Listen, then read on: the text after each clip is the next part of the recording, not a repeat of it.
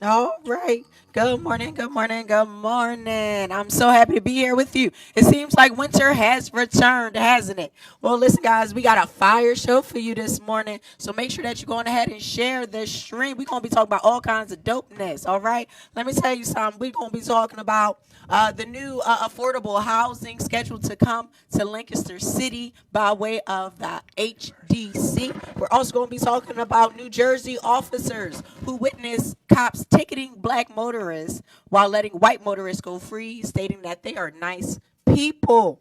Not only that, but West Virginia has a lawsuit looming demanding the removal of medical formula that adjusts kidney disease. So listen, guys, you don't want to miss it. We got a fantabulous show for you today. I'm your girl, Lady L. This is TCP in the morning. Share the stream. Wake up.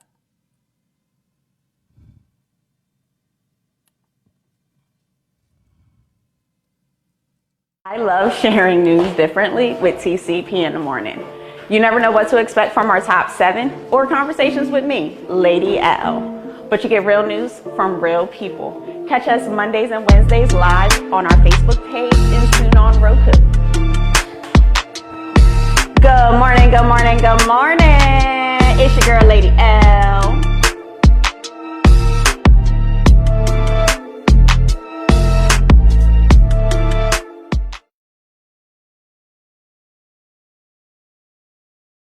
Good morning. Wake up, guys. It's TCP in the morning. Wake up! Wake up. Wake up! Wake up! Wake up. Wake up. Wake up! Wake up. Wake up. Wake up! It's TCP in the morning. It's TCP in the morning. It's TCP in the morning. It's TCP in the morning. It's TCP in the morning. It's TCP in the morning. TCP in the morning. It's TCP in the morning. It's TCP in the morning. It's TCP in the morning. It's TCP in the morning. Good morning. Wake up, y'all. It's TCP in the morning with the morning tea. Sing the song here in a minute. TCP in the morning.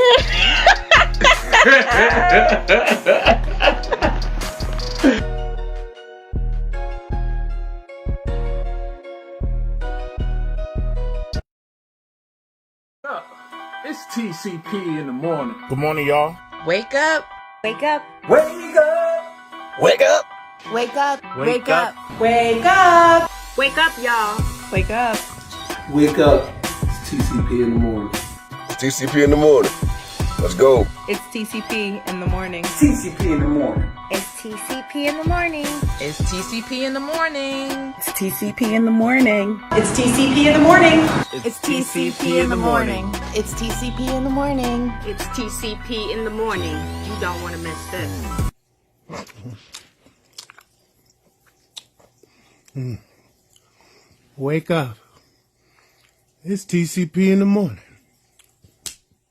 Woo!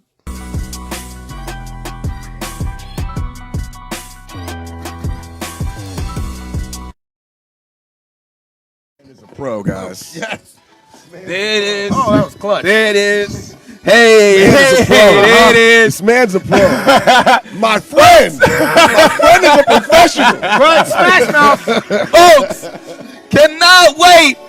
Oh, man. Okay. What the Saints say, get ready, get ready, get ready. Oh, well.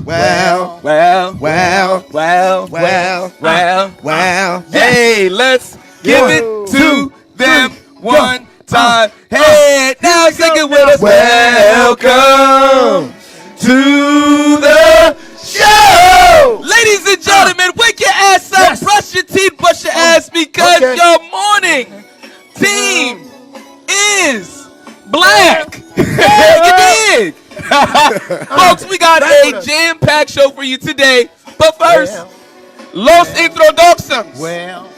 Sarge, what up, man? What up, what up? How y'all doing? Y'all know what it is. It's Tie Tuesday. Hey. And we up here with our ties, being superheroes the way we do.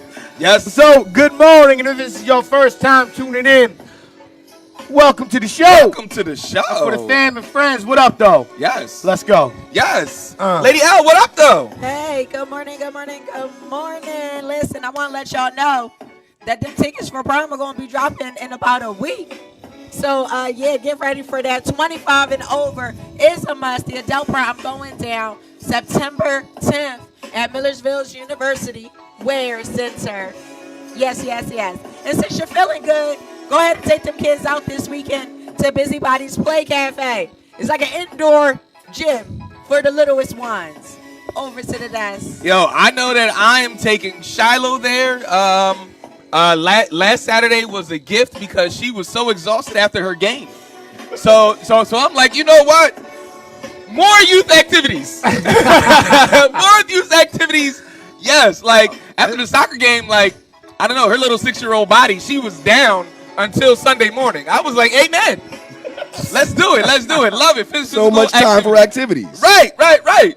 So it's going to be a jam-packed summer, folks. This is going to be a jam-packed show. Like Lady L said at the top of the hour, we have some great topics, news stories for you today. We have the Lancaster newspaper article with some local residents that are speaking out against affordable housing.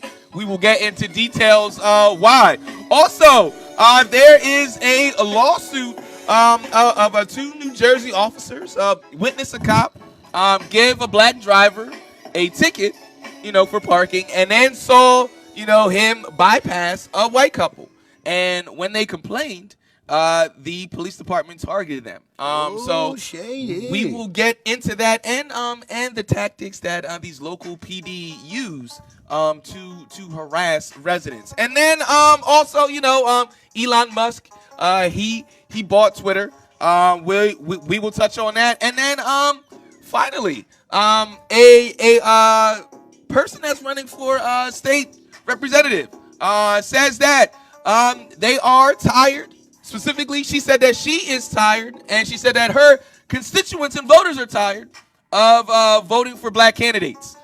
So we will get into that little nugget very soon. But I'd like to introduce myself. My name is Marquise Lupton, also known as DJ Quiet Storm. DJ Quiet Storm. One of 3 hosts, one of 4 personalities on this thing we call TCP in the morning. I will get this chronological thing in order, folks. Let's pass it on over to DJ Double O. What's going on? Can't call it, man. Glad to be here. I had a nice little meeting yesterday afternoon with Murph. Felt real poured into. Every time that man speaks, he speaks power into you, man. So shout out to Murph if you watching. I'm happy to be here, feeling inspired today, man. Let's get these people the news, man. Yeah, absolutely. Let's give these people the news. To the folks that are listening, good morning to you. Don't be rude. Say it back. This is the blackest thing you will see in your cup besides your coffee. You dig? So, good morning, people. Taquan, good morning. Lisa, good morning. Kamika, good morning. Happy birthday to you, sis. We will be there tomorrow. Oh, yeah. We will be there tomorrow. I'm bringing shots of Henny in my pocket. Oh, birthday! It's your birthday! So never mind the man with the wet pockets. Jess, good morning to you. Good to see you. Sabrina, good morning, everyone listening from Tobyhanna Army Depot, playing soldier for 2 weeks. Well, woo, AT? Yeah. Early AT. That's cool. Tell your drill sergeant, turn us up. She ain't got no drill sergeant. Look, I'm ignorant to that, I man. know, man. You know So mad. You definitely shouldn't let Sarge go. You shouldn't let Sarge go. To soldiers, Don't put that on her, Ricky Bobby. They are ignorant to military traditions and values, but whatever. It's not like y'all are forthcoming We are 1%ers of truth telling. No, like there's only 1%. That tells the truth. Yeah. No, that exist in the world that protect these United States From the truth. from everything. Everything? Oh, man. Jess said she played herself. Is so glad I made it for this one. Yes, Jess, we about to get in it. Gary, good morning. He said fixharrisburg.com. Rebecca, good morning to you. And Doretta Preston, good morning. Always great to see new names and faces pop up in the comment section. Folks, again, say good morning. We want to see who's watching and how you're watching. And ultimately tell us who you with. And make sure that you share the stream. So, we're going to jump into our first bit of banter real quick. But first, got to give the folks what they need. They love to hear these melodic voices. The vocal skills. In the morning. Like, I just want to know, does Anderson Cooper sing to you? Not as good as this. Like, where Ray at? Ready to hear this. Right. Rachel Maddow, give you a nice little, before you get the news. Hey, check it out. Time to give the people, yeah. Give the people what they want. And that's the news. With a shimmy. Thanks for stopping by. Our first discussion, not story, because this is a discussion. There's this article that is going out right now that discusses two local candidates. One of them being Ismail Smith-Waddell, and the other being Janet Diaz. Now, both are running a very highly contentious primary for Lancaster's newest House district. So there's an article, and we'll pull it up and we'll put it in the comment section so that y'all will see what we're talking about. So it is. I can't even say alleged because it's in the article. Janet Diaz. Right, and she ain't released a statement to say that it was a lie. She said that her and her constituents are tired of voting for black candidates. She incorporated black candidates with the likes of white male candidates and said that me and my constituents and my voters are tired of voting for white men and black candidates. So here we are, folks, in 2022. I like to say, well, not I like to say, because the Saints like to say, when somebody shows you who they are, believe them. This is somebody that said that the past police chief did a good job. Did a good job. This is somebody that voted against the decriminalization of marijuana within the city limits, and said that she got it 48 hours before the bill was due, but voted on the resolution for it a week in advance. Details and facts, folks. Details and facts. If we want to get into details and facts as well. Wait a minute. All right, hold on. Let's slow down a little bit. I feel like we're kind of attacking. Who are her constituents? Who's her base? Who's the majority of her constituents? Lancaster City, yeah. Right? Okay. Majority of her constituents are Lancaster. What is the Hispanic population in Lancaster, Pennsylvania? What, like 60%? That's a big percent. Yeah, it is. How many Hispanic politicians have we had in Lancaster City? Quite a few. None of them won. Huh? Quite a few. Yeah, Quite a few. There's what they've ran. We've had Xavier, I mean, can there be more? Won? Yes. I'm saying who has won? They won on the council level. Yeah. Next level? Anything in Lancaster County?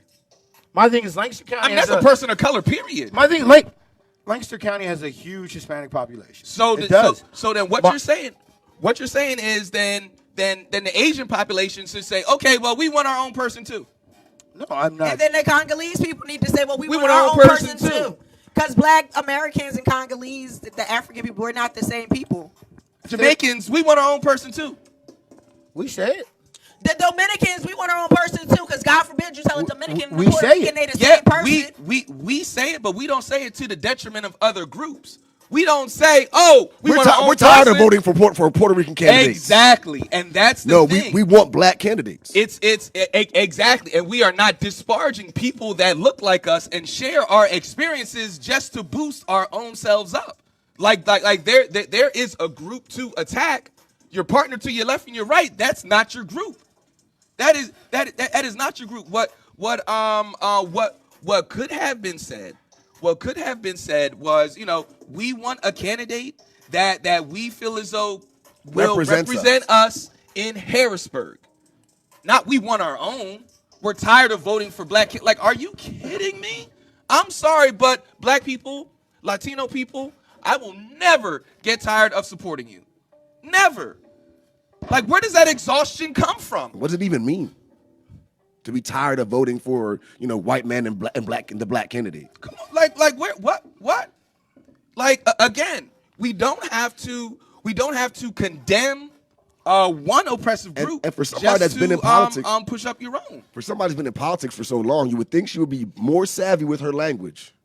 You would think she'd be more savvy with her language, because that's a big mistake. But it sounds perfect. Was it a mistake? It's fear and it's divisive. Yes. Right? So you're essentially saying, don't vote for anybody who doesn't look like you. Don't vote for anybody who's not a part of your people. But what she's also done is that now she's ostracized the 4% of people in our town that are considered Afro-Latino. Come on, Whit. It's 4% of people that you've pretty much ignored because apparently they may not be Hispanic enough for you. Because there are a number of Afro-Latinos who consider themselves flat-out black folk. Oh, I got one waving at me right now. I'm sorry, let's see DJ Double O. DJ Double O is a legit Afro-Latino. One parent Hispanic, one parent black. And yet, we have a person of Hispanic descent running for office saying what? Oh, my constituents are tired of voting for the white man and the black candidate. Who? DJ Double O, are you tired of it? No. Right, Guys but this in is the what I'm comments, saying. let me know if you are tired of it. Let me know that you're tired of seeing Ismael out here advocating for black and brown people. Come on. Let's be honest. Where was that energy of having your own people, Janet, when y'all ended up at city council having another white person on it? Where was your advocacy at, Janet? Where was your voice? And now you're using it to be divisive amongst other brown people. You can't be trusted. That's where I come from. You cannot be trusted. I can't trust an oppressed person trying to oppress me. Say it. I can't trust you, Janet. I'm sorry. And I remember you were out there advocating for them, trying not to shut down the hospital. That was your bone a couple years ago. You're going to keep the hospital open. We're going to do this. We're going to do that. That's not what had happened. That didn't go too well. And then you turn around and you are one of the single people who's voting against the decriminalization of marijuana in our city. I'm sorry. I don't know about the rest of the people who may be watching this stream, but I don't think that was a good idea. I actually think that marijuana should be not only decriminalized, but it should be legal across the board. To be quite honest, I don't want you representing me and my voice in Harrisburg. And unfortunately, I just so happen to be one of your constituents, Janet, and I support Ismael. Over to the desk. Sarge. We've been playing this divisive politics game. Like we act like wording's everything. Yes, Yeah. big So time. that's all it is right here. It's Big wording. time. Wording's everything, and that's it. Like I made a mistake. Wording. I mean, are we going to expect a retraction? Wording. See, and see, that's It might be that's coming putting because it. you threw her under the bus. That's putting it on the reporter now. No, That I'm is- saying on her part. No, I'm saying Not have the reporter retract the article. No, I'm saying he's on saying her. wording. No, I'm saying on her. Like the way she said it, the way it came out. That's on her. There's nothing you can really do, but you know what I mean. Like it's out there now. Like talk about it. Talk about why he said it. Like and that's all you can do. Own up to it. Like explain your thoughts and views on it, so that it's not just you being looked at this way. I mean, That's it. That's all you can do. Like people hear you out either way. Like, what about the black Politics. people What about the black people that voted for her though? That now she says she'll be voting for their own candidate. You see what I'm saying? Yo, saying she talk. canvassed. I know. She I'm canvassed just with saying talk. me. I'm saying right. you gotta have She the talk canvassed now. with me Right. a couple years ago. You gotta have the talk now. She gotta have the talk to the constituents. That's it. But what talk though? You showed us like yo. If Who has she was been a talking white to? Man, if she was a white man and said, you know what, I'm tired of voting for black candidates, We'd kill her. sign still delivered, done. We'd kill her. Like come on now. We'd kill that white man, right? Don't do that. If we're gonna have that same energy for a white man, we need to have that same energy for everybody else. For everybody else. And as a journalist, like no, we're not gonna misquote you to that degree. Right. And I then may on have top- paraphrased it, but Right. it was on brand with what you said. Right. And then on top of that, what she tweeted, due to a newspaper reporter that incorrectly quoted what I said, has been pulled out of context by a Lancaster City employee on social media. The reporter is no longer working at the newspaper. Those that know me, I would never say anything intentionally to hurt you. But she'll hurt that reporter that quoted her correctly doesn't now have a job.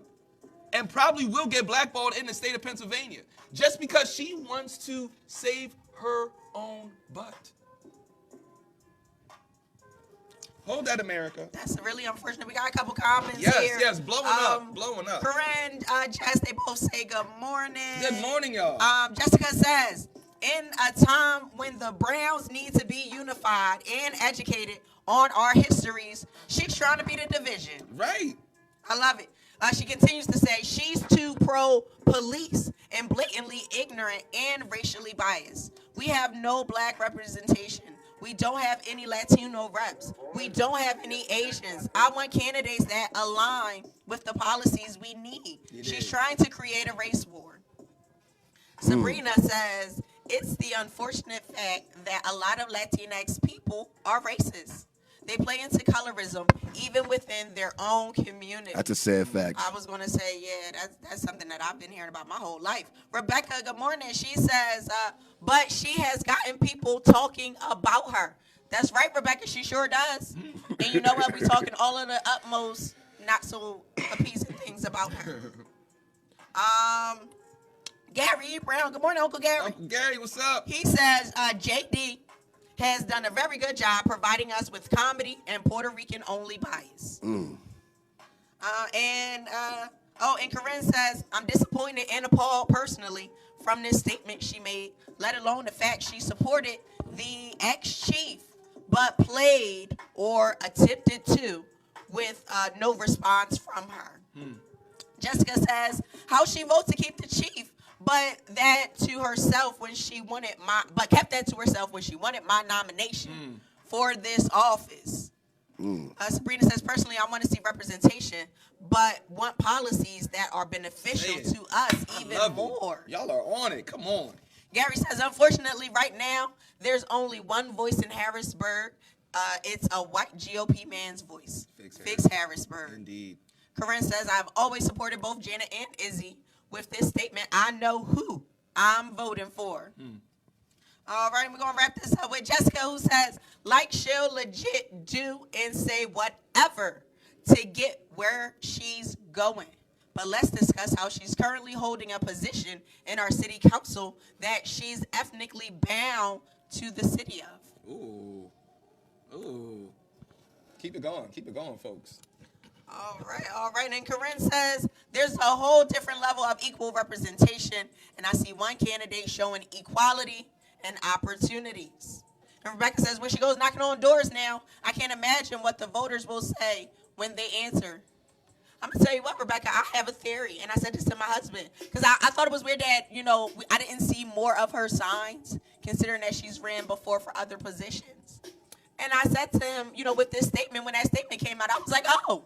So then they're probably just going through the rosters and only picking out people with Hispanic-sounding last names.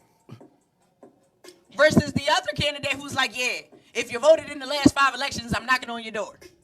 And she's going by last name. And unfortunately, a lot of Afro-Latino people, they going to have regular American last names. Right. Shit, my last name before I got married was Wright. Brother Todd, what's your last name? I'm also a Wright. We black in here. We black in Lancaster. Over to the desk. I'm going to I'll let Sarge make a statement before I close it up. No, I just think we just give her a chance to explain herself. Okay. And go from there. All right. Well, to piggyback off of what Sarge said, candidate Diaz. Councilwoman Diaz, we appreciate your work that you have done within Lancaster City as well as Lancaster County. We are waiting for a interview. The door is open. The seat is warm. We just had 2 guests yesterday. We've had Izzy on, we've had Dana on, and we've had Mike on. I know there's been some communication issues. But this is a public statement from TCP in the morning for you to come on and talk about your candidacy. We have 75% of the candidates that we covered and that we interviewed. We would love to make it 100%. So, folks, let's get to our first official story. Is there any more comments before I get to this next story? Yes. So, Rebecca says, or she doesn't actually want to win. Candace says, Janet has a lot of nerve. That's all I can say. Please remember that Puerto Rican's roots come from the motherland. She is pro-police and anti-black. All I know is we need to show up and show out Election Day and show her what BIPOC unity should look like. Amen to all that. of that, Candace. And that's a sermon. All of that. She is pro-police and anti-black. That's a sermon. And then Rebecca says, and rather than drop out, this is her way of getting out of politics. And then Sabrina says, or appealing to racist voters, there's a large enough base of racists. And then Jessica says, Candace Brinson, period. Like there's a way to still hold true and celebrate your culture and run for office as well. Like one person I will always point out is Norman Bristol Cologne. Yo. Like you can tell to his core he loves his people, but you can also tell that it's a love that extends beyond his own race. Right, to improving things for people. Exactly. Right. Like because I love my people, I want everyone to do better. Right. Not this divisive thing like, oh, it's us versus them, and I'd rather it be us than them. Like, ma'am, there's enough to go around. That scarcity mentality is what keeps us in this one of the many things that keeps us in this oppressive state. But she's working to just manifest that, right? With a brown face. It's almost like it'll be your own people. It'll be your own people that's going to come to feed you to the wolves. Because, I mean, how could anybody then trust you to advocate in Harrisburg? Seriously. It's Trumpish. If you Latino or not, can you seriously trust that lady to be up there representing you? It's Trumpish. For all of the Latino people that grew up dark-skinned, that got called all the bad names, you going to trust that lady? Come on now.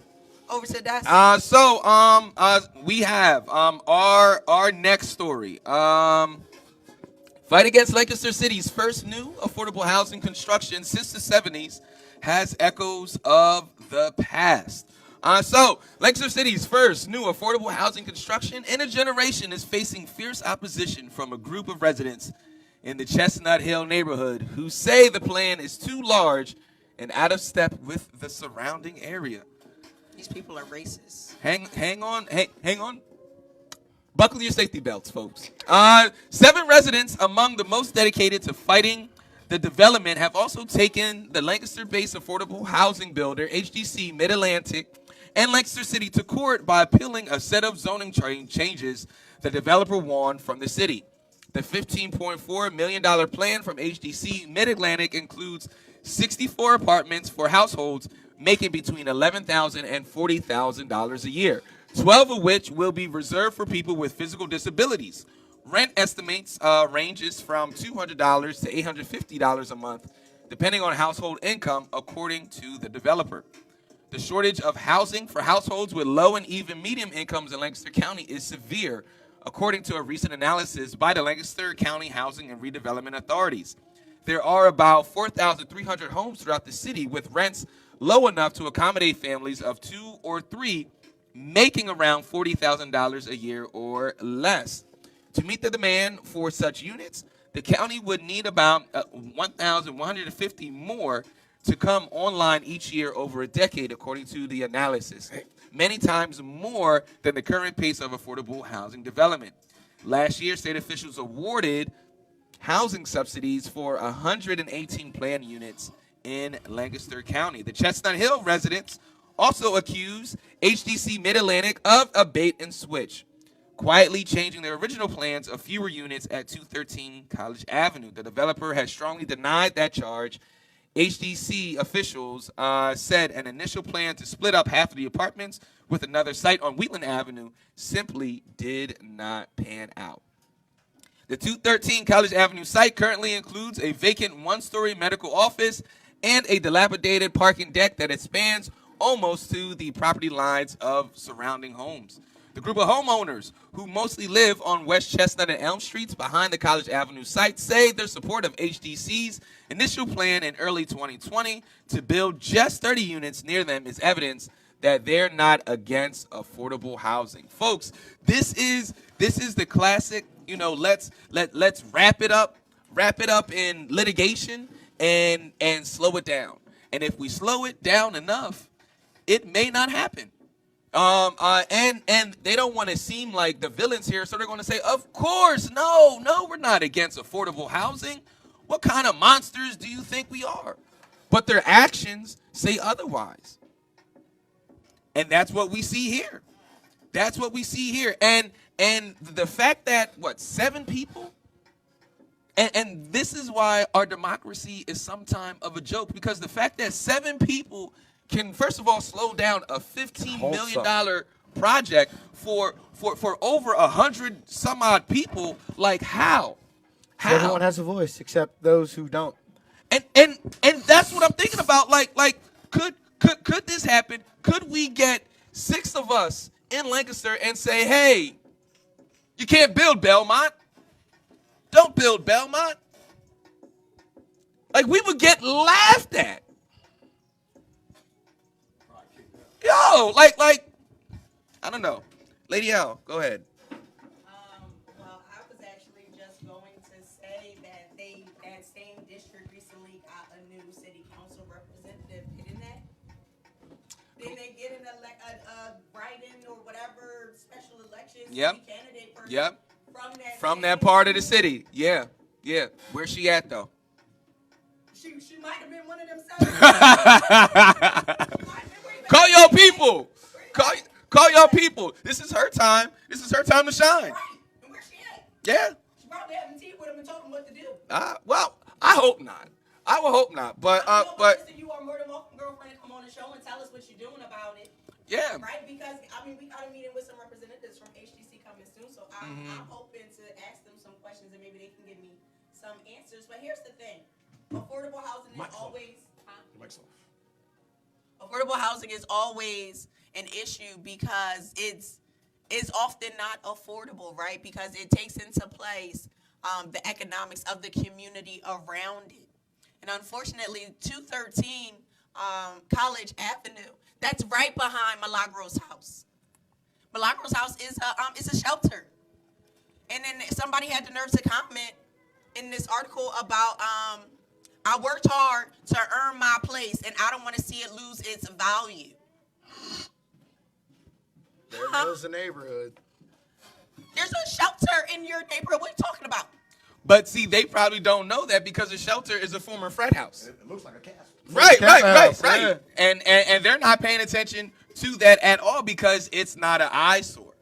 When you read the comments, like go on out the comments. Oh Lord, the comments. You read the comments, and there are.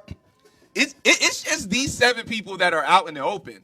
You read the comments, there are a lot of support for these folks, and a lot of people are saying it's a dog whistle, it's a racist dog whistle, but they're saying, affordable houses, they look too boxy. Affordable houses, they're too ugly for the neighborhood. They're going to make architecture different from the neighborhood. Excuse me, haven't they been doing that all around the city already? Architecture that don't fit the neighborhood? Right. All the curbs. Yo! Like that's they got those 10 houses across on Chesapeake Avenue that don't even match the houses behind them at Reigert's or whatever that's called. There's a house on Farnham Street for $650,000. There's a development on Duke Street that's literally across the street from assisted housing. Right. And those are big, beautiful homes. Right. So all it is. And it's crazy because this wouldn't be the only housing in HTC. Because Mulberry Apartments, that's a senior living center, that's in the north corridor of the city. It's right there at like James and Mulberry. Are you guys out there telling them that that's too boxy? You out there telling them that that's ugly and that shouldn't be there? You want to tell all them old people they need to go? So then why are you doing it here? It's the same organization. They're going to build another building. Yep. What's the problem? Yep. It's because you are taking the economic status of what you think these people are, and you're putting it on them and essentially saying, yeah, we don't want poor people in our community. We don't want people that are going to go for services like this in our community. Because guess what? If Belmont had affordable housing, and maybe Belmont does it, nobody's talking about it because stuff like that goes under the radar. Yeah, go ahead, son. I just want to say, as all this stuff's being held up, you know, that money that was awarded however long ago or that was paid to this, what's been going up? Rent prices. Prices Food. for everything. Yeah. Prices for everything. There's been like a 40% increase since like pretty much they've gotten this money. Right. You know, so you don't think that's going to weigh into smaller homes, you know, less amount of homes being built?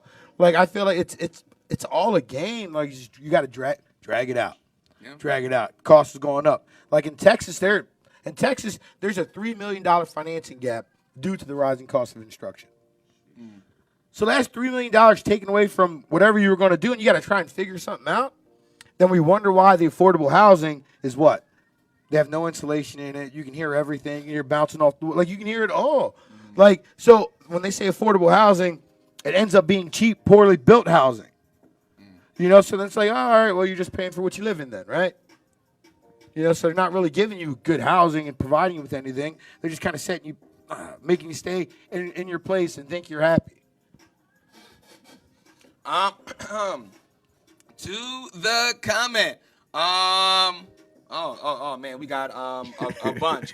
Rebecca says this is the most Democratic primary for the most part. Racism is on the other side of the aisle, and Rebecca says there will be enough racism to fight between May and November. That is for damn sure. Neville says we need to see you, Janet Diaz.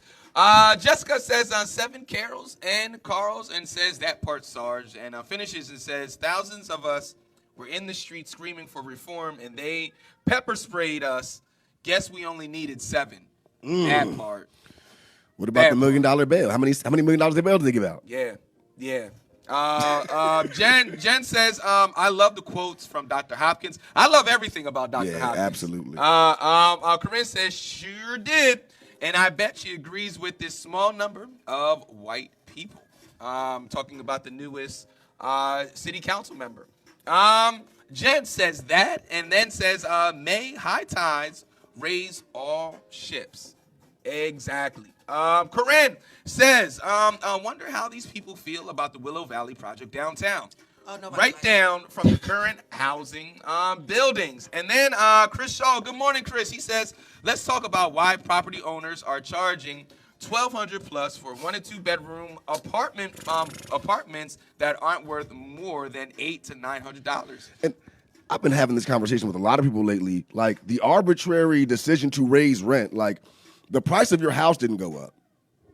Maybe the price of things went up, but the price of this house that I'm renting didn't go up. So why are you raising the rent on your tenants? Because they can. Right, because they can, and it's predatory, and it feels like, you know, they're boxing people out, fam, slowly but surely, because you ain't getting a raise. But I need more money every month now. Why can't we put a cap on the rate on like rent rates for certain things like they do for everything else? They put caps on everything else. Yeah, like they put caps on everything else, but why when it comes to we wait till after the problem's already happened? We're very reactive again, right? Mm-hmm. So we're going to wait till gentrification happens in how many different areas? Till people are pushed out to go, you know what we should do? Let's put a cap on rent now. That's like, you know what? You know, $2,000 for a 4-bedroom is a little outrageous. Doesn't anybody? Like, I'm sorry. Like, it's like $1,300 for a 2-bedroom, for a 3-bedroom even. But then there's the free market. That's cool. Right, because let me tell you something. I put my house out there. That thing's going for over $2,000. Want to know why? Because somebody told me if I put it under $2,000, it's low income.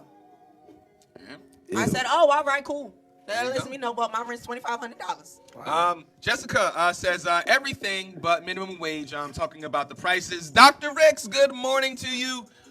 Chris then says there's no affordable housing in Lane, and good luck getting help with ERAP. Even if you qualify, most property owners won't accept it. Kyle, what's going on, man? Good morning. He says good morning like the ties. And then Sabrina says they're also buying up these houses, but only offering what the owners owe on their mortgages. We might as well wait for it to go for sheriff's sale. That's a word. Right. I mean, because it's usually that mortgage rate. Like, you can go and look at the county by county. Some of these sheriff sales homes, you can buy the house $2,000, $1,300. And the hardest part is that you see that somebody lost their home for that amount of money. That's the scariest thing, and that the predators are out here like. I mean, that's what happened back in 2008, 2009 when there was all those foreclosures that was happening. Like yo, the housing market then was considerably hot. That's how some of these current developers, like my cousin Charm City, all of those houses were being foreclosed on, and people owed $500, $600, $2,000, and they were buying up these houses left and right for those low prices. Let's get to the comment section, folks, before we get to our next article. So, Corinne says, I tell you why, Ty. The city raised our taxes on everything: school tax, city tax, water, sewer, trash. We are literally paying $400 to $600 more a month. There it is. And then says, don't get me wrong, it doesn't reason for apartment buildings. I'm just speaking from a single family home standpoint. And then Gary says, Willow Valley has its problems. Why is there a 5-year waiting list for 80-year-olds, healthy seniors, to go into Willow Valley? Because you can't make any healthcare money off of a healthy couple. Ooh. And then Corinne says, and let's remember that our city council has approved every tax hike. Bang bang. So I'm hoping that our city council follows the way of Atlanta's city council for this story that will be coming up very soon, because Atlanta's city council put a stop to Airbnb. And I love it. Oh, did they? Yeah. Put a good halt to it. Not a complete stop, but put a halt to it. Like there's a lot of real estate in the city of Lancaster that are Airbnbs, and could be used for housing. So I mean, shout out to Atlanta. We'll get to that story a little bit later. But first, all right. So our next story comes from Yahoo. This lawsuit: 2 New Jersey police officers are suing their department for alleged retaliation after they complained about a fellow cop engaging in blatant racial profiling. Both officers have made history in diversity, equity, and inclusion in the department, but say they still have experienced discrimination and that the department has systematically punished them for speaking out about discriminatory practices within the force. On Friday, March 25th, Officer Preston Freeman, the first black sergeant in Westfield Police Department and only African-American on the force for his first 15 years, and Lieutenant Nicole Stavaya, the highest-ranking female officer in the force's history, filed a lawsuit in Superior Court in Union County alleged retaliation and discrimination. The 19-page complaint obtained by Atlanta Black Star was submitted on behalf of Freeman and Stivel by attorney Robert Ballard several weeks after the two were suspended without pay for 45 days. Their superiors hit them with 10 charges, claiming they violated department and internal affairs procedures and department rules and regulations when they wrote up a fellow officer for treating traffic offenders differently based on the color of their skin. Their lawsuit states these trumped-up and baseless charges were issued by defendant in direct retaliation to plaintiffs' complaints regarding unlawful behavior, as well as in furtherance of their discriminatory animus towards Sergeant Freeman and Lieutenant Stivel because of their inclusion in protected categories. When recalling the January 29th incident that sparked the charges, the lawsuit said a white male officer named Christopher Fasanito was assigned to work the night shift along the two. The three were serving between 11 p.m. and 3 a.m. While patrolling, the two officers said they observed their white colleague stop a black male on East Broad Street for speeding and failure to keep right. As a result, the cop issued the transgressing motorist a summons for driving with an expired license. Later during the shift, the same officer stopped a white male who was driving 65 miles per hour on East Broad Street, where the speed limit is 25 miles per hour. He did not give him a summons. only giving him a verbal warning before letting him go. When Sergeant Freeman questioned him about the discrepancy in his discretion, the lawsuit states Ferencito responded by saying that he did not want to have to issue a ticket for speeding, that the driver was a nice guy. Freeman and Stavali asked the officer to write up a report sharing why he chose to give one a summons and not the other, despite both drivers making egregious traffic violations. He refused. In response to his insubordination, they filed supervisory complaints of racial profiling against the officer for his behavior that night.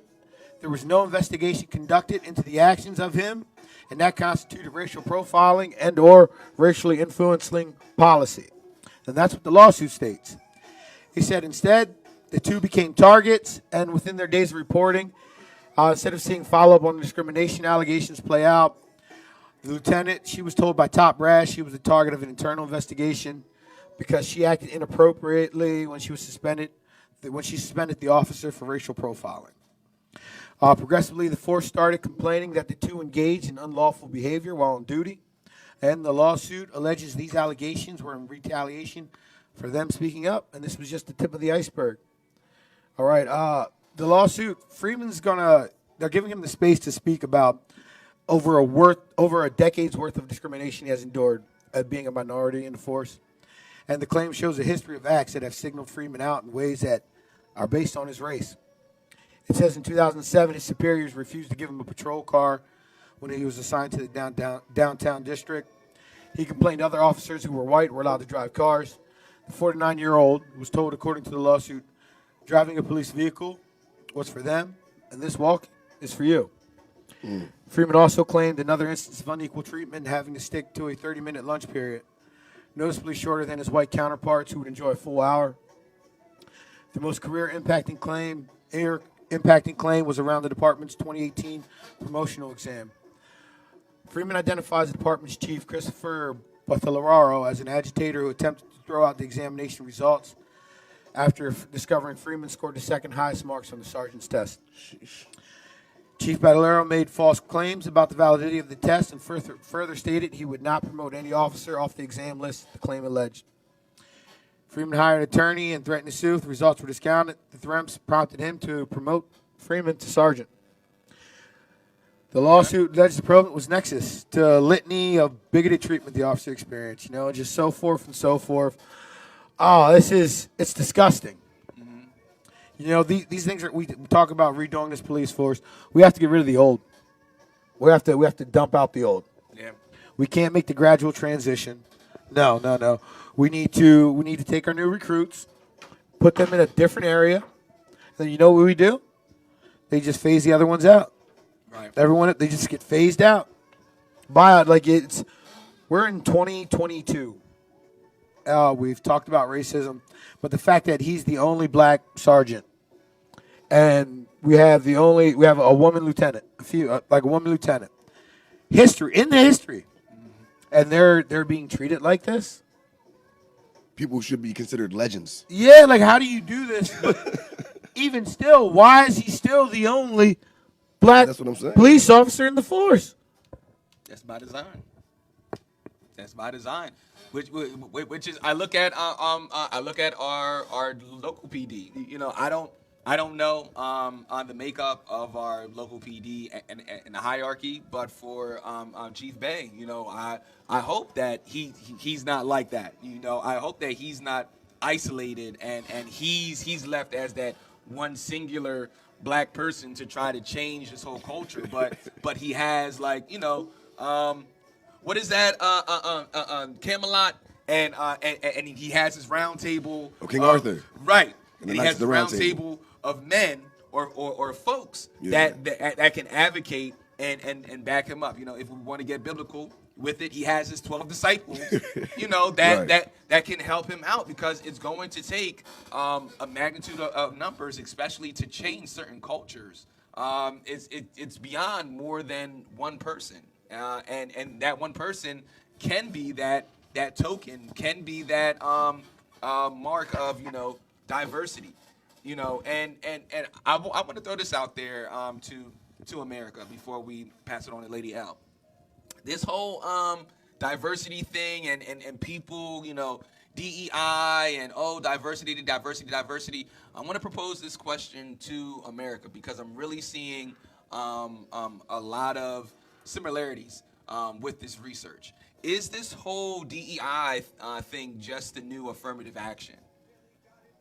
Like, are we repeating the same mistakes that were of affirmative action? Are we putting, people in these singular situations and saying, you see, we got ours, and it's performative work, and it's not actual, work that's going to make some kind of difference, but it's performative stuff to get extra dollars from the federal government or from stakeholders to your business. And I really see a bunch of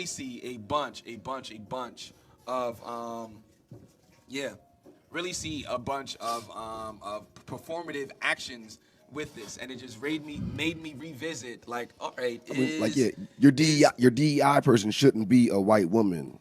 Like, no offense, like, it shouldn't be. Like, we're looking for diversity, equity, inclusion. It shouldn't be a white woman. No offense. There's a lot of other options to hire your DEI officer to be. Like, we can't make these. No, I don't want to call them. They're unreal decisions. It's not a real decision. The way that America works is that, especially with affirmative action, it's for anybody who's a part of an oppressed group. White women fall into that oppressed group.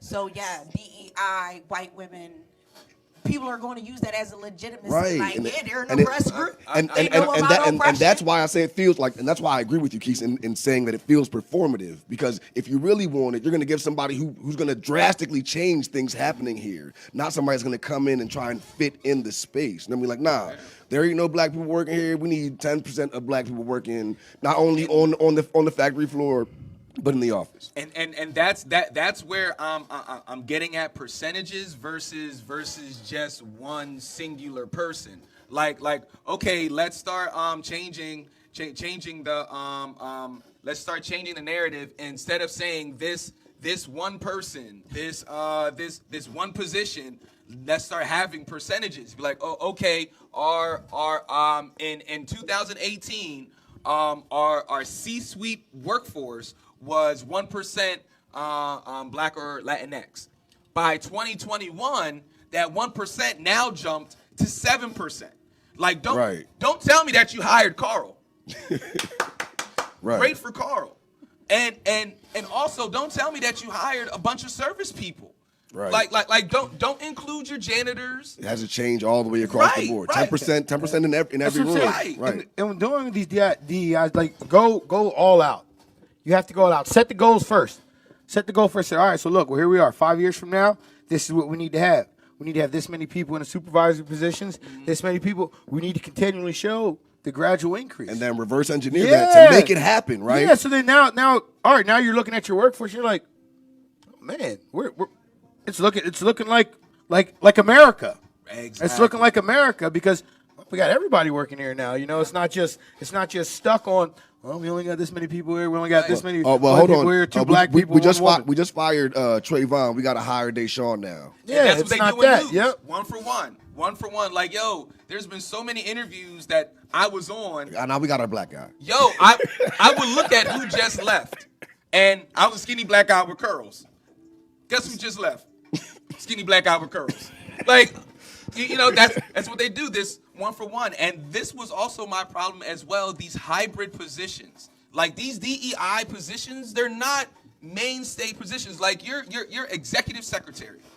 For the most part, your executive secretary or your executive administrative assistant will always be there, has always been there for the past 50 years. So when somebody holds that position, it's a position of significance. It's a position of influence. It's something that has been a mainstay in that company, in that culture. You get these new DEI positions where these people, folks not all the way understand DEI because it ain't nothing but affirmative action 2.0. You know, and you begin to see the same mistakes that we made with affirmative action that we're making with DEI, thinking that these hybrid positions that exist somewhere in between the C-suite and the surface core, you know, Changing the name and keep the behavior. Yes, it's not a mainstay. It is not a mainstay. Let's just change the uniform. Right. But play the same way. But in talking about all of that, we do have a guest. We do have a guest, and I will let Lady L welcome in our guest, Lady L. All right, good morning, guys. So look, we got a guest. Her name is Jocelyn Perry. She is the assistant field coordinator for the School of Social Work. Whoop, whoop. Those of you who don't know, I actually got my social work degree from Millersville University back in 2011. And so she's here today to talk about their new program called Prime, Promoting Rigorous and Interdisciplinary Mental Health Care Education. So it's a federal grant program to help further train social work and psychology clinicians. Especially with a focus on people of color. So we want to welcome Jocelyn from Department of Social Work, Millersville University, to the show today. Woo-hoo. Thank you. Welcome. Hey. Thank you so much for having me. I really appreciate it. Oh, no problem. Thank you for joining us. So take a moment, introduce yourself to our audience, your name, where you're from, and what do you do for the School of Social Work? Great, yes. So I'm Jocelyn Perry, I'm the Assistant Field Coordinator for the School of Social Work at Millersville University. I support the social work department. I have a supervisor in getting social work students into their field placements or last year or internships. We have bachelor's level internships and master's level internships, but the main purpose of my role is coordinating the Prime grant, which is a new grant that we just received from HRSA and totaling $1.9 million, which is super exciting. We're wrapping up our first year now, and we have it for until 2025. So we're super excited that we have a few more years to continue to build this program. It is a program that is open to master's level social work students and master's level clinical psychology students who are going into their final year internships. To be eligible for the program, they obviously need to be interested in working in the field of behavioral health, providing direct practice to individuals, and be open to working in an agency, being placed in an agency that is providing services to underserved populations in high need and high demand areas. So focusing on women, children, members of the LGBTQ plus community, members of the BIPOC community, immigrants and refugees. So really wanting to go in and do that work in those areas that need it most. Because the purpose of this grant is that we've seen there's not enough qualified technicians in the field, and how can we continue to improve that? So providing the specialized training to social work students and clinical psychology students to get into the field. And of course, a huge goal of the program is to also focus on recruiting underrepresented groups to be a part of the program and to become the clinicians as well.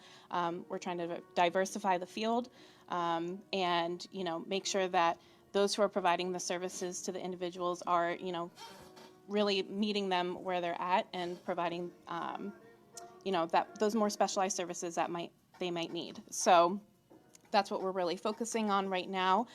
In addition to being in their agency, they are completing 4 trainings over the academic year with the focus of telehealth, dealing with aggressive behaviors in children, cultural competency. So we're building trainings off of that and, making sure that our clinicians that are going into the field are trained in specialized areas as well. And then if they complete all of those pieces of the program, they receive a $10,000 stipend, which is super exciting. It doesn't have to be used towards education either. It can be used towards anything. It goes right to the student, so it can offset their living costs, because we know going back to school is a lot of money and expensive.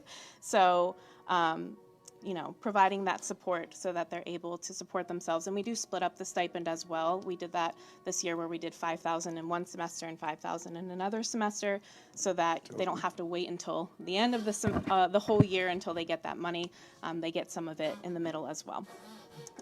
So, we're going into our second year, currently recruiting and wanting to get out there and just spread the word that if you've been thinking about going back to school for either clinical psychology or your master's in social work and are really interested in the field of behavioral health, this program is here and will be here for a few more years, and we just want to get more more people into the program. It's a cohort of 29 each year, about 20 social work students and 9 clinical psychology students. Social work program is a lot larger than clinical psychology. So yeah, we want to just get more people in as much as we can. Awesome. So I love that, it really is a focus on mental health in the behavioral sector of services. So here's the thing I just want to share with our audience. Mental health affects everybody, but people of color, specifically Black, Latinx, and Asian, and Native American people have higher rates of some mental health disorders and face greater disparities in getting help for those disorders than our white peers. If you didn't know that, now you do. So it's important to have people of diverse backgrounds sitting across from those who are in search of service. Now, can you take a moment, Jocelyn, just to share about why the diversity and the care is important? Yeah, I mean, like you said, besides, just the lack of technicians in general, the lack of diverse technicians, and we've seen this even in our recruitment so far, that it's been mainly white applicants. And, of course, we are excited to have applicants, but we're really pushing how can we get a more diverse group so that they're providing those services, because I, as a white woman providing services to somebody who is, African American or Latinx, I don't know those experiences. So of course, I can provide support, but it's a whole different level of support if you have somebody who may have had similar experiences to you. So we see the importance of that and making sure that everyone feels comfortable in therapy and receiving behavioral health services and feeling more willing to go if they know that it can be somebody who can provide more support than, somebody else who may not have had similar experiences. So that's really what is driving this program and seeing the need that not only is it a low workforce, but it's a very low and non-diverse workforce. So Right. And that's the thing, right? And this is for our audience members. There's often conversations that are in our homes about the lack of diversity, whether it's on the police force, it's at the school, it's, wherever, all of these multiple institutions where we don't oftentimes see reflections of ourselves. And so the thing is that, as my handsome husband co-host says, get active and get involved. And here's an opportunity to get active and get involved on the behavioral health side of things. So if you are somebody who has already been doing clinical type work, maybe you've already been doing some delinquent youth programs or some family building programs, strengthening families programs, and this could be something next level for you. So then you take all of those combined experiences of helping these families over the past umpteen years, and now you can apply it for a master's level clinician position and profile so that you can not only grow yourself, but in turn also grow the community, right? We've also done articles saying, people decided they didn't want to be teachers because they never seen a black teacher. They didn't think it was a job for them, right? And just like how we have our black lady doctors come on the show, we also want to have, black clinicians as well to help us through our mental health. Gentlemen, do you guys have any questions? Yeah, I have one. First and foremost, thank you for coming on the show. Appreciate it. Uncle Gary says, welcome. I love working with Millersville University social work professor, doctor, professor. I'm probably going to say this wrong. Wanja Ujani? Oganji. Yes. All right. LSW. Have some MU social work department fans here. So how can we begin to make the field of therapy and social work more diverse? Like we literally just got done talking about affirmative action and everything. Is there anything that Millersville is doing to kind of like usher in more of a potentially diverse workforce outside? Can't speak for all of Millersville, obviously. But yeah, I mean, for the School of Social Work and specifically a lot of my work in our program is we are acknowledging the fact that most of the people on our leadership team, which is a team of like 5 or 6, are all white women. So right now we're like, moving forward, who else can we bring who is currently in the university onto this leadership team to help us?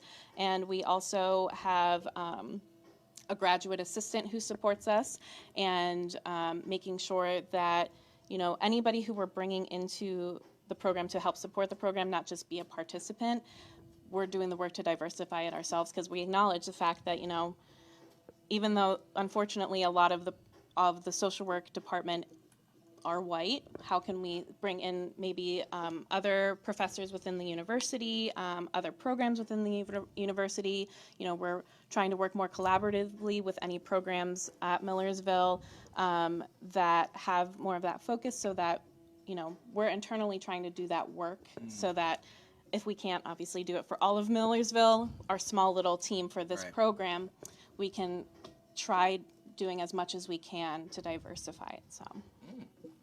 Okay. I know you're our guest, so I'm just going to. I'm sorry. You had me at, your team is 5 white women. I know. You had me at there, and it was just like, so we got 5 white women all in a room, and you all looked at each other and said, we got to diversify. But there was nobody in the room with you all. You see what I'm saying? When y'all all, Dr. Rice, when you all started this, there was no black person. Where was Dr. Polite? She used to be on the board. There was another Latinx doctor that taught in the social work department. Why wasn't she on the board? Like, there are black people in the space. But we also have to look at the responsibility it wears on you being the only one.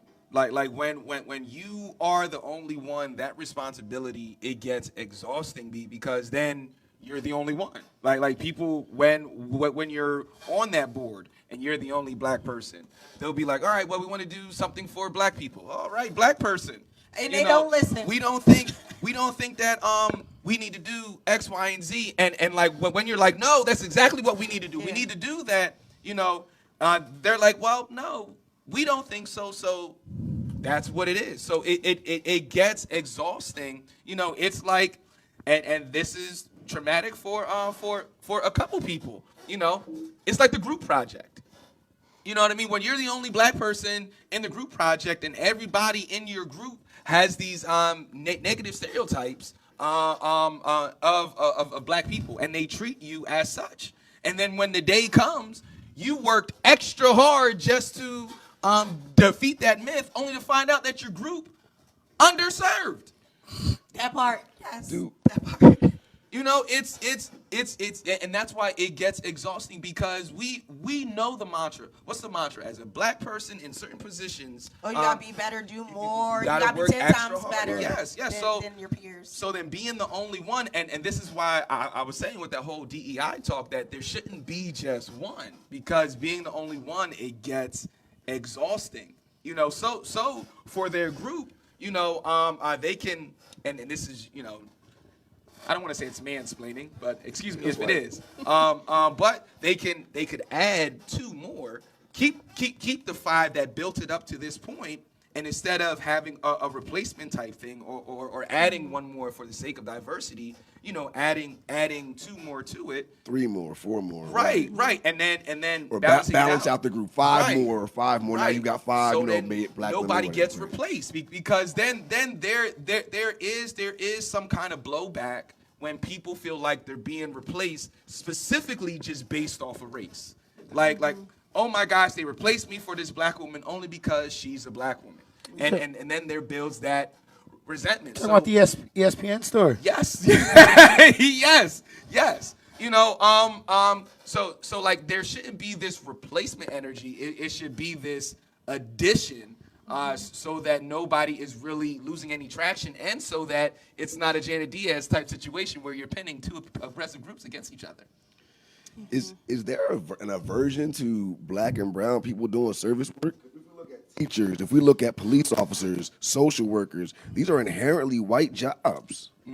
Like, are we not looking to help each other, or is there a barrier to us doing it in that capacity? Is that a good? Am I asking the right question? As a black person who has a degree in social work, for me, it became more about the money. After 10 years, it became about the money, and for me, it was like, well, I can open up my own. Happens with teachers. I can open up my own center I can do my own thing, and I don't have to deal with the bureaucracy of a boss who I think I know more than. Because I have been in the field for the immediacy of these last 10 years while you are talking about something that's 40 years old that's completely irrelevant. But you got this job over me because, you're 70 years old or whatever the case may be. So that's the thing, right? There's that cause. So black and brown people, we already have this economic situation that we're constantly living in just because of how America is. And then I'm going to add to that by purposely taking a job that's going to pay me under $50K a year for the rest of my life. I want to take trips. I want my kids to go to college. I want to go across seas. I can't do that on less than $50,000 a year. I mean, I'm robbing Peter to pay Paul. I'm tracking tickets. I'm saving up money. I got Christmas savings clubs, and it's possible. But I didn't want to continue doing that work and losing my mind for what? There would be jokes in our departments, like when I was doing DHS, for lack of a better term, doing DHS. There would be comments, and we would be laughing about how we're going to lose our own kids because we're out here helping somebody else with theirs. We do have a comment from Chris Shaw. Chris says, I'm just missing my degree. Otherwise, I'm an outreach worker and supervise the local emergency shelter. A program like this would be great for someone like me, except I'm not a master's student. What recommendations could you make to assist me in furthering my career sans full-time college? Ooh, that's a heavy one. So, I mean, outside of this program specifically, I mean, obviously it is a program just for students, but a goal of this program as well is to continue to build the amount of agencies that we're working with and bringing on new sites. So if you are working at an agency and want to be a part of the program as like a field instructor or a task supervisor working with the student directly and providing that support and providing a place that they may be able to complete an internship at, that's a possibility. But that's kind of what I got, unfortunately. That's an answer. That's an answer. Yeah, that is so. I was going to say that's great, so then we could probably talk about adding you guys to our list when we do workshops and everything like that. Because my background is in group facilitation. You can ask Dr. Rice and Dr. Walsh about me. That is. Say ask about me. But ask about me, right? Ask about me. Lady F, one bed, by myself. All by myself. Ask about the National Association of Black Social Workers at Millersville. That is probably, I don't think it's there anymore because after I left, that was it. I made a board, got money, I did all of that. But as I digress, we are definitely a home and an opportunity for students who are interested in facilitation. For me, that was what I ran into with social work. I don't like one-on-one individual work. I like working with groups and communities. So group facilitation was for me. My parent cafes were for me. My strengthening families were for me. And so I mean, we are here as a support for your students so that they're not boxed in. Because people think social work, you think baby snatcher. Yes. And it is so vast, and there's so much more. And if you're not a baby snatcher, then you're working in gerontology with the old people. Or you're working with bad kids. And it's like, no, it's so much more than that. And you can actually help to impact these families in a way that they've never had been impacted before by using their own strengths and having them be the what? They're the who? They are the superstar, and they are the professional of their lives. They know what's going on. They know what they've been through. Your job is to help them heal and work through it. Yeah. But I digress because I do what I do now. Yeah. But that's important. I think getting away too from it's just behavioral health services are just one-on-one counseling is important. We have a focus on making sure that agencies also provide team-based care. So, you don't have to go and just sit in a room and provide that one-on-one therapy. You can be in a hospital setting. You can be at agencies that provide family settings. We have people who are working with equine therapy, so working with horses and stuff. So getting out of therapy is just me and you talking for an hour. It's a lot of other services, and how can we get people into those other groups and working, because a lot of people like working more with groups than one-on-one. So that's super important. Folks, want to let you know that you are listening and rocking out with TCP in the morning, the best thing that you can have in your cup. Want to let you know just a few housekeeping things. We are 5 days away from the launch of our TCP Plus app. Boom. 5 days away, and it's going down. We are Cinco also dias. 5 days away from the May edition of the TCP Online magazine. If you have not read the April edition, you have a couple days to read that. Also, want to make this announcement as well that we officially partnered with Emerald Esports yesterday. So we will be offering an esports team, both adult and children. We will be offering that beginning next month. TCP will have a esports team. So we will be looking for scholars who are between the ages of 13 and 17 years old to join our team, and then folks can join our esports content team as well. If you don't want to be a player and to be on the content team, you need to at least be in 4th grade. We will have more details rolling out of those. So yeah, folks, exciting things coming down the pipeline. So Lady L, if you can re-engage our guest again, please. I know that I have another question as well, but the social workerness, I don't want to interfere with that because there's a lot of good stuff going on right now. All right, so now we're at the end of the school year, essentially. So can you tell me about the application process for people, going over the summertime? What should they be doing if they are interested for this upcoming fall semester? Yes, so if you are interested, we are almost full of slots for this upcoming academic year. So if you are interested and you're at Millersville already, please put in your application. If you go to Millersville's website and just search Prime, it takes you right to the application. You do have to apply for a National Provider Identification Number, an NPI number, so that is a step that needs to be done. It's essentially a number that kind of tracks you through your professional career. But if you are, really interested in this program and have your bachelor's already in social work, or even, another degree, just getting into Millersville, so that, because like I said, we have until 2025, so we have a few more years of this program.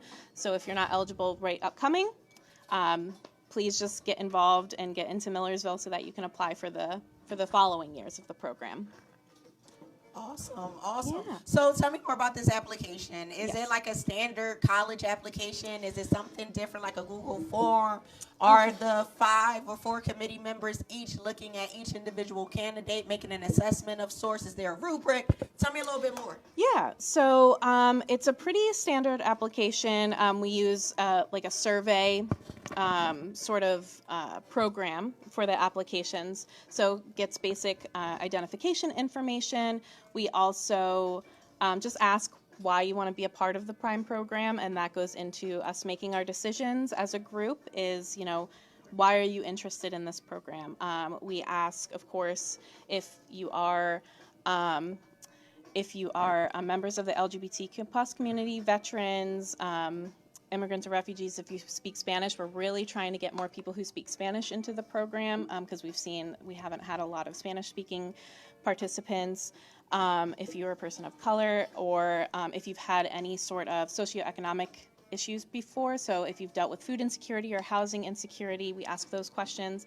And then every week we meet as a group, and I bring the applications to the group and we discuss each one to see, one, academically, because we have professors obviously on the committee or on the leadership team, so they say, is this a good fit academic-wise? Are they ready for this type of program? And then clinical psychology is, their program is a little bit different with exams and such, so making sure they're ready for their internship, and again, just kind of looking and making sure that the applicants that we are bringing into the program are more diverse. So especially now that we're getting close to the wire and we have, a few more slots, making sure that everybody who is interested in applying, we're really pushing that all the current students apply now so that we can get the cohort set by the end, in the next month or two. So. Dig it. Sarge. Not even gonna try. Not even gonna try. Oh man. So I have about 2 more questions here. We're going to get back to the news. So please feel free to interject. So for somebody that may be on the fence, I don't know what they want to major in so far. Where can they go to get some more information? And then B, what would you say to tell them to come on over to Death Row Records? So if you don't, Millersville does a lot of open houses for all the different programs. I believe social work just did one this past weekend, but we might be doing another one before the end of the school year. I apologize, I don't have that information, but just reaching out to the college. I know all the professors are very engaged and want to provide information, so reaching out to any of us to see if social work is a good fit. The beautiful thing about social work is you can be anywhere. You can be in any kind of setting, so it's not as siloing.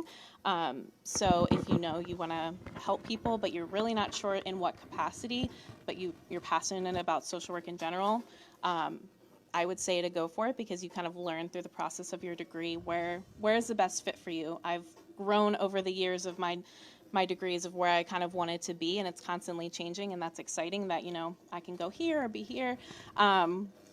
So, and we always need more social workers, and we need people who are passionate about the work, and so just reach out if you have more questions or want to learn more about different programs, and there's a lot of information on Millersville's website as well. So. I love it. I'm excited. So yeah, guys, also, if you want to donate to the GoFundMe for me to not go back to Millersville, I'm totally for it too. But yeah, guys, listen, thank you for watching. Thank you for tuning in. Jocelyn, thank you so much for joining us. How has it been, or at least right now, what are the stats looking like for students of color coming into the space? So I know as a student at Millersville, there were less than 10 black students in the department, and we were all each other's best friends as much as we possibly could be, and trying to support each other. And that's the Latino students too. We was all grouped up in there together. And yeah, Janet. Right. Yo. My co-chair for the National Association of Black Social Workers was Latinx, and don't tell her that she's a white-faced Latino because she will cuss you out. So, but yeah, how are you guys helping to manage some of those student experiences, right? So that they're not the only one, or that, it's not just the two of them. How are you helping them to adjust to that? Yeah. I can't speak for the social work program as a whole, because we have a pretty large program, so I'm not sure what numbers look like.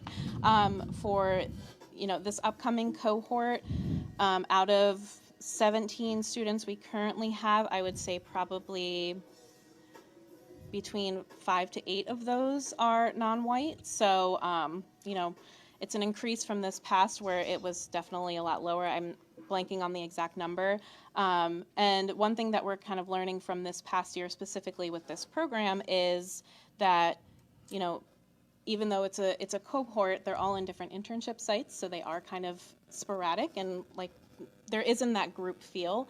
So moving forward to next year, we're looking at ways, how do we make sure that the students use each other as learning resources, and share their experiences in a capacity that isn't just with their supervisor, because that's a whole different, level where, you usually can't freely share completely how you're learning and how you're adjusting. So after our training sessions, the virtual trainings that we do, we're building in time afterwards for students to come together for that interdisciplinary collaboration, and really talking about how is this work relating to what they're doing, how can they learn off of each other and what they're experiencing.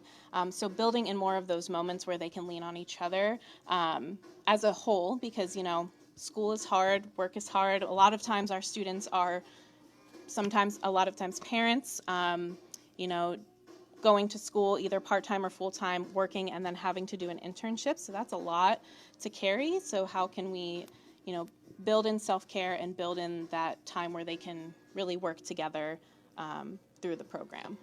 Awesome. Yeah. I had just asked because a friend of mine and we have conversations about oppressed people trying to level up. And you get into these spaces, but there's no support, just like how the conversation with DEI, you want to say DEI work, you know, and hire people, but you're not giving them the supports, right? You hire one black person, and then what? They're alone, they're ostracized, they got to deal with the comments of like black identity or anything like that, and they're left alone to deal with all of that, and then still have to show up every day. And then the expectation is deal with this for 20 to 30 years to be successful. Yeah. You know, so I just really wanted to know how were you guys, how were you addressing it? Did you see it as an issue? Because that's also a thing, right? If everybody in the room is white and nobody's ever had this experience of being ostracized because of your race, you can't really speak to that or know to look for it or know that it is a thing that shows up. And how can you offer your students supports for success while they're in this new and strange environment? You know, a lot of times these colleges, they picking out students from Philadelphia, Pittsburgh, you know, Cleveland, and they ain't never left. They ain't never seen white people, Asian, you know, they've just been around their own people. And then you put them in these situations with very limited supports and say, all right, be successful. You know, and even in a department like social work, it is expected that you already have some kind of pre-idea on what these people have, what they've been dealing with, and you're already going to help them and support them ahead of time. So that becomes a thing, especially with social work, is like you're not meeting those needs. How are you teaching and educating if you as the institution, you're not doing it well? And we keep having that same issue of oppression because you're not, you know, really addressing the underlying issue. I'm sorry, Jocelyn. Please, thank you so much for joining us. Yes, Thank you. Thank you. And anything else from our gentlemen? Doc, do you have any questions before we move on to the stories? All right, I do have one thing I want to say. Okay. All right, how important do you feel it is to get get more men into the field? Ooh, yes, that is a huge one. Even from, I think it's just from the bat very important. It's a predominantly female field, and I completed my undergrad in 2013, and then my master's in 2019. And now coming back to Millersville as an employee, seeing the student body, I've noticed a lot more men, because usually it was you have one guy in the class and he's the guy in your ear. You know, I'm seeing more and more men. We even for this cohort of Prime specifically coming up, I believe we have 4 men who are who have applied and been accepted into the program, which is very exciting. I know that's still a low number, but overall in clinical psychology and social work, it's a female-dominated field. So, yeah, I think it's super important to get more men because it usually is just women. So I get excited whenever I see more men in the program. Now, clinical psychology, that's what this program deals with specifically, right? Or is it more encompassing? It's the Masters of Social Work and Clinical Psychology programs. Okay. Both the masters of those specific programs. So we're partnering together for this program. Okay, and then I put some links in the comment section. But it's gonna sound like a dumb question. But for people to get some more information and possibly apply, will they go to the social work department website? How would they find that information out? Yeah, so if you go to millersville.edu, it's /education/prime, or you can just go to the Millersville website and search for Prime, and we have a whole landing page for it that has the application that talks more about each of the programs as well, so the Masters of Social Work program and the Clinical Psychology program, and kind of, you know, themselves what those programs look like, and then how to apply for Prime, and then more about it, pretty much all the information that I've shared about the stipend and everything, and yeah, so that's where they can go. Yeah, so with this, program that people can apply for.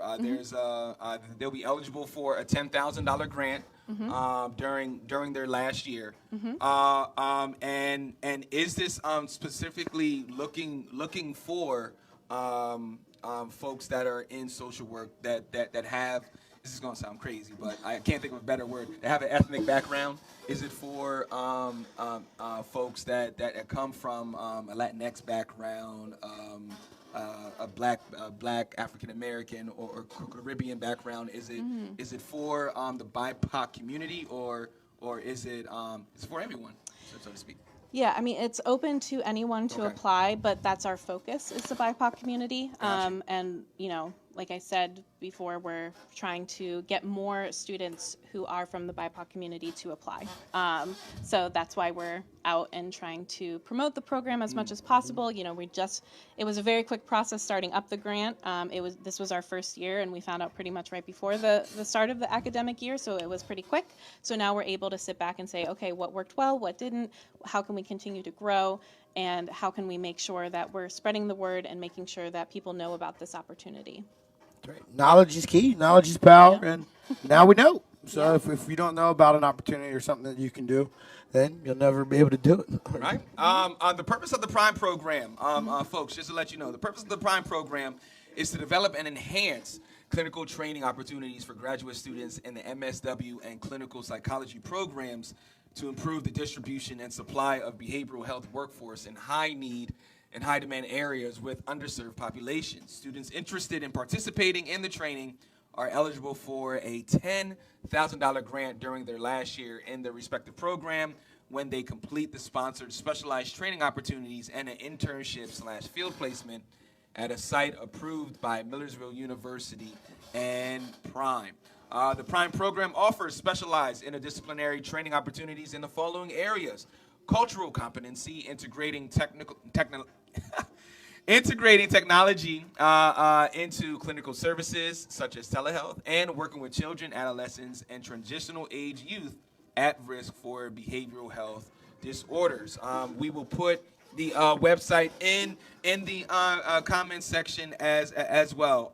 So from reading this, I'm hearing like a social work 2.0. Like it's taking what we learned from the pandemic. It's taking from past experiences and kind of like ushering in social work in 2020, like a new millennia of social work. So was that the mind thought behind this, kind of bring things more current so that you can serve certain populations in a current fashion versus a past fashion?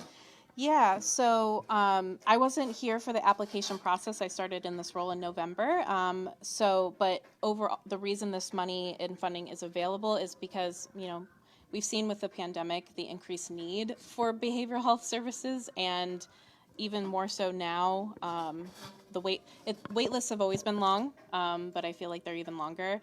And so how can we, like the description said, you know, increase the field and make more qualified technicians into the field so there is a greater access for people who need it. And that focus on telehealth is huge because telehealth isn't going to go away. So, you know, finding this specialized need for behavioral health support and finding those students who are really interested in that area and cultivating that knowledge that they have and that passion that they have to put them into the workforce to provide that good work to people who need it. Yeah, I love I love the cultural competency aspect of this because my mom, she retired from being the supervisor of juvenile probation about 5 years ago. And I just remember, even for herself as a black woman, I remember the cultural struggle that she would have with her Hispanic clients. You know, and then I would overhear, because I never mind my business as a kid. I would overhear her on the phone complaining about some of her colleagues, like trying to police the culture of some of their clients, and them not really understanding, the culture, and that if they would understand the culture, there'll be less friction. Especially when it comes to something like tone or something like that. So the cultural competency of this, I love it just from hearing my mom's struggles in the past. Was that something that you all heard over time and was like, we need to address this first because it's the first bullet point on the list? Yeah, so we had this past year a cultural competency training from Patience Buckwalter. I'm not sure if you're familiar with her. Yes, friend of the show. And her food is amazing. Yes. Yeah. So I wasn't there when she did her training, but I heard it was amazing. So, we can only provide support. We can be empathetic in what we know, when we don't know, but having this awareness of different cultures, especially because we're focusing on providing services to underrepresented and underserved groups, and it's a predominantly, female, white field as of now, and we're trying to change that, but, having at least a little bit of knowledge to say, how can I immediately support, but then find you somebody else who can fully support you, I think is important, and acknowledging that, I'm not going to know the experiences, and I can at least be here to provide that immediate support for you, but then how can I further support in getting you somebody and or make you feel more comfortable and saying, I would prefer to work with somebody else. I think that's important, speaking up to, maybe I'm not the good fit, clinician and client themselves. This isn't a good fit, and I need somebody else who I can fully be honest with and might understand my experiences more, but at least having that knowledge as a clinician is important so that you can come to the work with that. Great. So then, what kind of candidates, what kind of folks are you looking for? Their background. Is there any specific background or any specific bachelor degree that they need? What kind of candidates are you all looking for? Yeah. So any background we're open to. Obviously, you don't have to have a bachelor's degree in social work. It'll just take longer for the master's program if you go back for it. So if you don't have an undergrad in social work, or it's been a long time since you've been in school, it can take 2 years full-time or 4 years part-time to get your master's degree. So, it can take a little bit longer. Or if you do have that undergrad in social work and have recently graduated, it could take 1 year full-time or 2 years part-time. So a little bit quicker of a program. So, any background is encouraged because we know people's interests change, especially from undergrad to grad. So we're open to anybody to apply. All right, awesome. Thank you so much. All right. Can you share with us some of the experiences that students have had in regards to some of the youth and family development opportunities? Because I know that that's also like another realm of practice that you guys focus on with your students. Yeah, so we're currently in the process of sending out our final survey for all the students because they're wrapping up their internships now. And we've had a diverse group of students within different agencies. So we've had some providing work to children, and that's really been their passion. And, I think what we've heard is just having the support of their supervisor, because that can be a very difficult group to work with, especially if you're not super familiar. But then that focus of team-based care, how to bring in the other support systems within the community, the parents, the guardians. So, that's why one of the training focuses is working with youth who may have aggressive behaviors or behavioral health needs, because you're going to come across children almost in any area that you work. So having more knowledge in that, but we're currently gathering the information on how students have been felt in their field placements. So I don't have too much more information on that. I'm sorry. Okay, that is perfectly fine. That is awesome. Thank you. just to let you all know, again, we did put the link to the HRSA BHWET grant. That's what it is. Is it spelled? Is it said like Harrison Bowet grant, or do you just say the words? We usually say HRSA. HRSA. That's always, Okay. All right. That's easier. All right. Here it is. Here it is. Yeah. It's the HRSA. It's the HRSA grant. That is in the comment section right now. Like I will just say that I am a little jealous because I wish that my journalism master's program had a grant that I could apply for. No, they just took my money and said good luck. So with this program, again, it's going to seem like a dumb question, but with this program, after completing it, is there some kind of placement, or is there a conduit to placement? Yeah. You mean like after they're done with the program, Yes. do they have to go into a specific field? Well, is there like for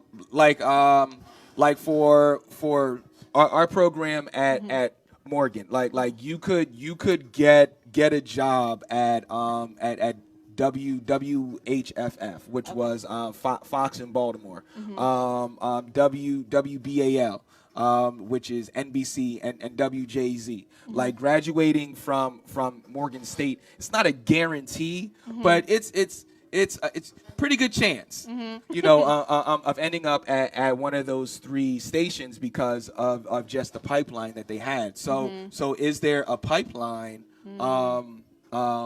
with this program? Yes, no, there isn't currently a pipeline.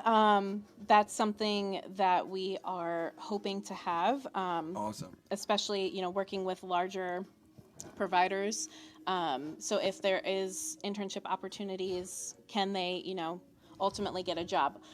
We're going to be doing a survey after the students graduate, like a few months, and see, were you hired at your job, and what is the likelihood, and kind of collect that data so we know what agencies are actually onboarding students after they're done, not just for Prime, but for all of social work in a whole. So, we don't have the expectation that you need to stay at your internship site. Obviously, we would love to see you stay if you enjoy it, and that we would hope you would go into the field of behavioral health afterwards. But we know sometimes the internship is like, actually, I don't want to do this, and that we support that. And, you have to that's why you figure it out before you get stuck in a long-term job. We hope to see that people continue into the field of behavioral health and either stay at their agencies or are within another agency in the community. But it's not a requirement for us. So then how long has Prime been in existence then? Because it sounds like brand spanking new. Yeah, this is the first year. So we just got it. It just started August 2021. So we're finishing up our first year now, and then we'll have it till 2025. Oh wow! So then how has the first couple months been for the program then? It's been going really well. Like I said, I was onboarded into this role. My role was actually built into the grant. So I started in November of 2021. So the grant had already, it was already well and going, and we had all of our cohort members. But, we've had a lot of success in our trainings. We've offered the 4 virtual trainings, not just to students, but also the community. And we have between 80 to 100 people come to those trainings and participate in them, which is super exciting. So we've gotten a lot of good feedback. We've gotten a lot of great feedback from the field instructors who are providing the supervision to students at their agencies, that these students are doing really well in their placements. And, when you're really dedicated and motivated to apply for a specific program, that the passion is really there. Not saying it isn't for any other student, but, they're really motivated to be in this field, and this is what they want to do. So, they've all enjoyed having the students, and we've just had really supportive agencies and partners so far who are willing to continue to be Prime sites for next year's, which is always a good sign. Yeah. If they're like, no, we don't want to do it anymore, that wouldn't be a good sign, but everybody wants to continue. So I would say it's been a great success. So. Yeah. That's dope. All right. Awesome. Well, thank you so much, Yes, Jocelyn. thank you. All right. So, any final words about the Prime program, or how the program ends in 2025? How do you see the program impacting the department long term? That's a good question. I mean, my hope is that because of this program, we will onboard even more students to social work, and this will be hopefully a deciding factor for some people. We've had some students who actually applied for the MSW program because they wanted to be a part of this program. So I hope that continues, that we've seen a few this year, so hopefully next year we'll have even more students who are like, this was what helped me decide to go back to school, is, not only financial help, the money is great, but that it is a specialized training opportunity for a field that you're interested in, and goals that, they may align with. So that is my hope, that, we will continue to bring a more diverse student body into social work, and bringing people who are like, I was really on the fence about going back to school, and now I really want to, and it's because of this program. So hopefully we continue to see that. Yeah, I would love to see a Prime program within journalism, and there be a real concerted effort to do the same thing in journalism, because if you look at the studies, 75% of all newsrooms around the country are majority white. So that means that, and this is for online stations, this is for radio stations, this is for magazines, and this is for newspapers. So three out of every four person in news and media is white. So I would love to see like this concerted effort, because we are better when there's more voices in the room, and when it's more diverse. So I feel stupid saying congratulations, but congratulations, because I mean like just reading it, again, I pointed that out before, but that cultural competency being that first bullet point, that shows some level of self-awareness within the department, and even to put this together. So really commend you all on doing that, because I mean, you could, just like we discussed, take a affirmative action approach and say, hey, we got Dr. Angi, is that her name? Oganji. Oganji. We got Dr. Oganji. We got our one. We're good. But you don't. So I love it, folks. We have a bunch of links in the comment section for those that will be listening later on. You can head on over to Millersville.edu, Millersville University. Just Millersville.edu. Oh, yep, that'll take you there. Yep. Millersville. See, they're not like Ship. Ship makes it nice and easy. Ship.edu. Boom. DeVille.